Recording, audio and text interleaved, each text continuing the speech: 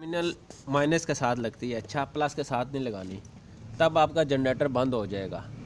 और ये जो दूसरी तार है, ये जो अंदर लगती है, ये जो काली तार नज़र आ रही है ना आपको, उसके साथ लगती है। और ये पूरा सिस्टम लगा हुआ है जो जनरेटर को बंद करता है। बाकी ये सुराख हम खोलेंगे अभी, इसमें देखेंगे आयल इसमें कितना है कितना नहीं है। ये आयल गेज है, इसके साथ गेज मशीन नहीं लगी हुई। ये हम जो है ना तीला डाल के चेक करेंगे, देसी तरीका है।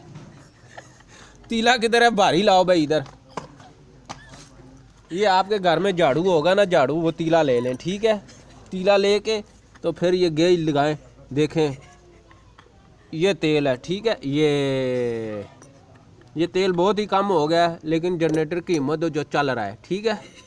अभी हम इसको नीचे से खोलेंगे, देखेंगे इसकी तेल की क्या पोजीशन है। ये इसका नीचे वाला सुराख है, ये वाला।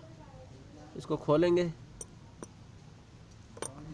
जैसे हर चीज़ का नीचे सुराख होता है ओवरफ्लो का, जिधर से चीज़ें निकलती हैं, इसका ये सुराख है, ठीक है। ये डालने वाला और ये निकालने वाला। इधर से हम इसकी जो गंदा फुजला वगैरह होता है वो इधर से निकाल देंगे अभी। हाँ ना काला क्या हो गया ने।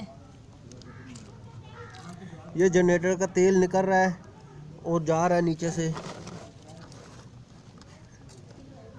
तारे शारे ज़रा बचा के,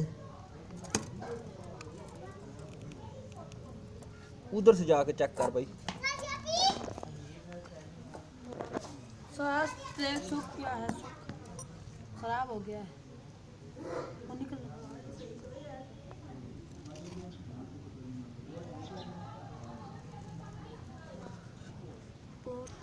ये जनरेटर जो है सनशो कंपनी का है, चाइना की ओरिजिनल कंपनी है। आप इसको नेट पे देखें, ये आपको नेट पे इसका पूरा बायोडाटा मिलेगा। ये असल ओरिजिनल A1 कंपनी है, बाकी आपको नेट पे नहीं मिलेगी।